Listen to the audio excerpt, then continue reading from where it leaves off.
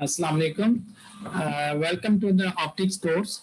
Today we will discuss about the lenses of aberration. Lens aberrations के का क्या मतलब कि जब हम लेंस यूज करते हैं उसमें क्या होता है, हमारे पास जो इमेज है अगर वो क्लियर नहीं बन रही, हम कहते हैं कि इसमें फॉल्ट है, इसमें कोई खामी है, और उस अब्रेशन को, उस गलती को हम कैसे रिमूव कर सकते हैं। ठीक है, ये आज का हमारा टॉपिक है। और ये there are only two approximation, मतलब दो टाइप्स हैं आपके लेंस अब्रेशन की। तो फर्स्ट टाइप है वो है कि angle of incoming rays with the principal axis is small. जब एंगल जो है इनकमिंग रेज का वो उस एंगल जो है वो प्रिंसिपल एक्सिस के साथ अगर स्मॉल होता है तो हम तो क्या होता है कि इमेज जो है वो क्लियर नहीं बनती, तो हम कहते हैं कि ये अब्रेशन है, हम कहते हैं कि ये गलती है, हम कहते हैं कि ये फॉल्ट है। अब सेकंड ये है कि जब लेंसेज बहुत बारीक होते हैं, when the lenses are very small, तो हम कहते हैं कि उस वक्त भी इमेज जो है वो क्लियर नहीं बनता। ठीक है, अब when the approximation made in this analysis does not hold, imperfect images are formed। ठीक है, तो इमेजेस जो हैं वो क्लियर नहीं बनते जब ऊपर जो दो अप्रोक्सीमेशन दी हुई हैं उनको अगर हमारा एनालिसिस मीट नहीं करता। तो if the rays from a point object do not focus at a single point with the result, तो उसका रिजल्ट क्या होता है, द इमेज इज blurred, तो इमेज क्लियर नहीं बन पा रहा होता। अच्छा, इसके लिए क्या जो प्रिसाइज एनालिसिस है इमेज फॉर्मेशन का, तो उसके लिए जो जरूरी है हर एक कमिंग रे को ट्रेस करें। हम इनकमिंग रे को ट्रेस करना हम सीख चुके हैं, किसमें भला, स्नेल्स लॉ में। स्नेल्स लॉ की हमने दो टाइप्स पढ़ी थी, स्नेल्स लॉ ऑफ रिफ्लेक्शन और दूसरा क्या था, refracting. Snell's law for refraction या रिफ्लेक्शन कहां से होती है, हम कहते हैं कि वो रिफ्लेक्टिंग सरफेस, फिर हम कहते हैं रिफ्रैक्टिंग सरफेस से हो रही होती है। तो उसको हम जो उसके जो लॉज हैं वो हमें पता है। ठीक है, वो हम पढ़ चुके हैं। अब बेटा हम देखते हैं दो टाइप्स हैं एब्रेशंस की। फर्स्ट है spherical aberration. In case of convex lenses हम पढ़ते हैं, कन्वेक्स लेंस जब हम यूज कर रहे हूं और इमेज ब्लर हो, और स्फेरिकल एब्रेशन, ये स्फेरिकल गलती, ये स्फेरिकल फॉल्ट कब होगा, spherical aberration occurs because of focal point of rays far from the principal axis of a spherical lens, या हम इसकी जगह पे मिरर भी लगा सकते हैं, are different from the focal point of rays of the same wavelength. क्या मतलब है बेटा इस बात का, इस बात का जो मतलब है कि कुछ रेस जो आप ये कह लें कि जो प्रिंसिपल एक्सिस हमें पता है इस लेंस का सेंटर में होगा। ठीक है, इस एक्सिस से फार होती हैं, दूर होती हैं, परे होती हैं, अवे होती हैं जो रेस, वो क्या करती हैं, वो फोकस पॉइंट या फोकल पॉइंट आपका जो है लेंस का जो फोकल पॉइंट है उस पर वो फोकस नहीं करती। वो क्या होता है फिर, मैं बात कर रहा हूं, ये जो किनारों के ऊपर रेज हैं, ये किनारों के ऊपर जो रेज हैं, ये एक जो फोकल पॉइंट है जो लेंस का, उसके ऊपर ये फोकस नहीं हो रही होती, जिसकी वजह से इमेज जो है वो ब्लर्ड बनता है।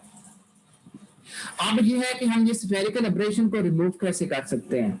Very simple, the refracted rays intersect at different points on the principal axis, ये फॉल्ट है। अब ये जो फॉल्ट है इसको हम कैसे रिमूव कर सकते हैं। मेरा जो कंसर्न है वो है वो रेस जो साइड्स जो इस लेंस के किनारे पे आकर टकरा रही हैं और वो कन्वर्ज हो रही हैं, कहाँ पे, फोकल पॉइंट से पहले कन्वर्ज हो रही हैं। मेरा जो मेन फोकस है वो ये है। मैं चाहता हूं कि ये जो रेज है ये पहले कन्वर्ज ना हो जाए, यहाँ पे फोकस ना हो जाए, ये फोकल पॉइंट पे जाकर फोकस हो।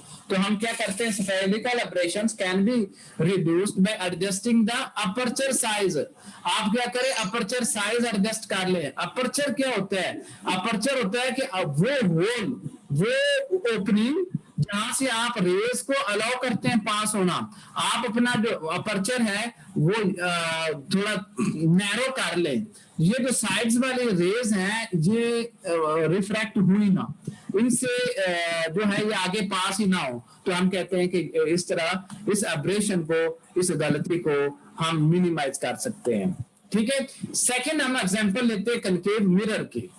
ठीक है, ये लेंस के केस में भी ऐसा ही है। A spherical concave mirror exhibits spherical aberration when light rays make larger angles with the principal axis. ठीक है, मिरर के केस में क्या होता है, लाइट जाकर टकराती है सरफेस के साथ, सरफेस के साथ टकराने के बाद वो रिफ्लेक्ट हो जाती है और हमें इमेज बनता है। अब क्या होता है कि जिस तरह हमने कन्वेक्स लेंस के केस में पढ़ा, हमने जो देखा कन्वेक्स लेंस के केस में क्या हो रहा था कि कुछ रेज आफ्टर रिफ्रैक्शन वो फोकल पॉइंट के ऊपर फोकस नहीं होती, कुछ रेज जो किनारों पे जाकर टकरा रही हैं वो फोकल पॉइंट से पहले कन्वर्ज हो रही हैं, पहले फोकस हो रही हैं। उनको हमने रिमूव करने के लिए हमने हमने अपर्चर यूज किया।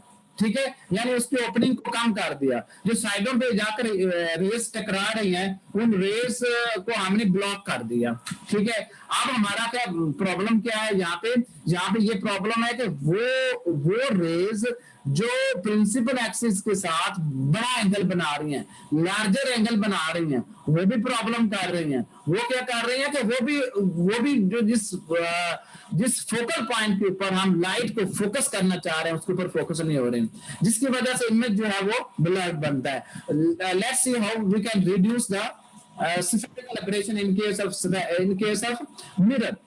In the case of mirror, spherical aberration can be minimized through the use of parabolic reflecting surface. हम क्या करते हैं, फिर पैराबोलिक रिफ्लेक्टिंग सरफेसेस यूज कर लेते हैं। पैराबोलिक ये स्फेरिकल सरफेसेस की बजाय हम क्या करते हैं, पैराबोलिक रिफ्लेक्टिंग सरफेसेस हम यूज कर लेते हैं। तो इस तरह ये जो एब्रेशन है ये मिनिमाइज हो जाती है या फिर रिमूव हो जाती है। राइट, अब ये चलते हैं कि सेकंड टाइप ऑफ एब्रेशन जो है उसको देखते हैं। जब एग्जाम में आपसे ये पूछा जाता है कि how many types are there of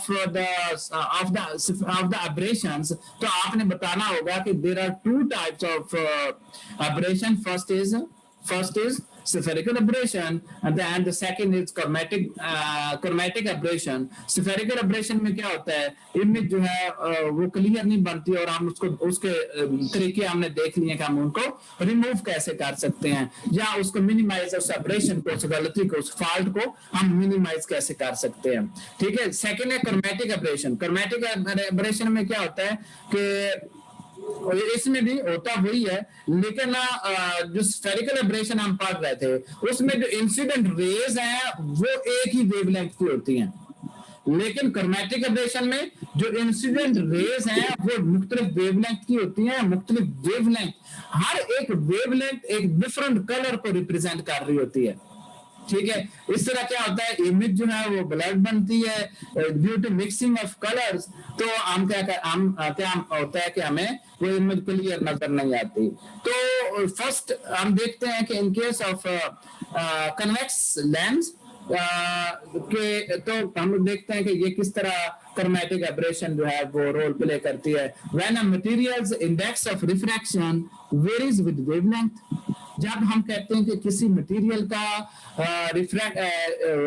refractive index जो है वो different for different wavelengths of light, तो फिर क्या होता है कि इस फिनोमिना की वजह से जो वायलेट लाइट है वो क्या होता है, violet light rays are refracted more than red rays, तो वो ज्यादा रिफ्रैक्ट हो जाती है, ज्यादा मुड़ जाती हैं। ठीक है, किसके मुकाबले में? As compared to red rays, when light white light passes through a lens, जब व्हाइट लाइट पास होती है तो लेंस क्या करता है, उसको मुख्तलिफ वेवलेंथ, व्हाइट लाइट के अंदर मुख्तलिफ वेवलेंथ होती हैं, उसमें वो जो वायलेट है उसको वो ज्यादा रिफ्लेक्ट कर देता है, रेड को वो कम रिफ्लेक्ट करता है, जिसकी वजह से ये आप देख रहे हैं जो ब्लैक फर्स्ट जो वायलेट रे है वो पहले इस प्रिंसिपल एक्सिस के ऊपर एक दूसरे को इंटरसेक्ट कर रही हैं, जबकि जो रेड लाइट है वो बाद में करती है, जिसकी वजह से जो इमेज बनती है वो क्लियर नहीं बनती।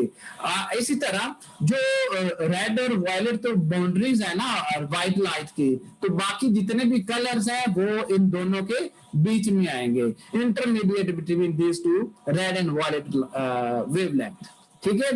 और इस तरह फिर जो इमेज बनेगा वो ब्लर्ड बनेगा, राइट। हम देखते हैं कि इस क्रोमैटिक एब्रेशन को रिमूव कैसे कर सकते हैं, मिनिमाइज कैसे कर सकते हैं। इनको हम मिनिमाइज कर सकते हैं अगर हम क्या करें, कन्वर्जिंग लेंस को कंबाइन कर लें, दो कन्वर्जिंग लेंसेज को फॉर एग्जांपल आप कंबाइन कर लेते हैं, कॉम्बिनेशन ऑफ थिन लेंसेज, ठीक है। मतलब उसमें क्या होता है कि combining a converging lens made of one type of glass and a diverging lens made of another type of glass. आप दो मटेरियल, दो मतलब है तो ग्लास ना, दो डिफरेंट टाइप के आप मटेरियल ले लें और उसमें क्या करें कि आप दो मिरर्स को या दो लेंसेज को कंबाइन कर ले, एक लेंस जो है वो कन्वर्जिंग ले ले और दूसरा डाइवर्जिंग ले ले, और फिर क्या होगा, उनको कंबाइन कर लें तो आपका जो ये प्रॉब्लम है जो कि लाइट फोकल पॉइंट के ऊपर फोकस नहीं हो रही, डिफरेंट वेवलेंथ की लाइट एक जगह पे मरकूज नहीं हो रही, तो वो हम ये एब्रेशन जो है ये रिमूव कर सकते हैं इस तरह, ठीक है बेटा। Thank you very much. ये छोटा सा लेक्चर था आज का, तो दोबारा जो है हम मिलते हैं अगले लेक्चर में। Thank you very much.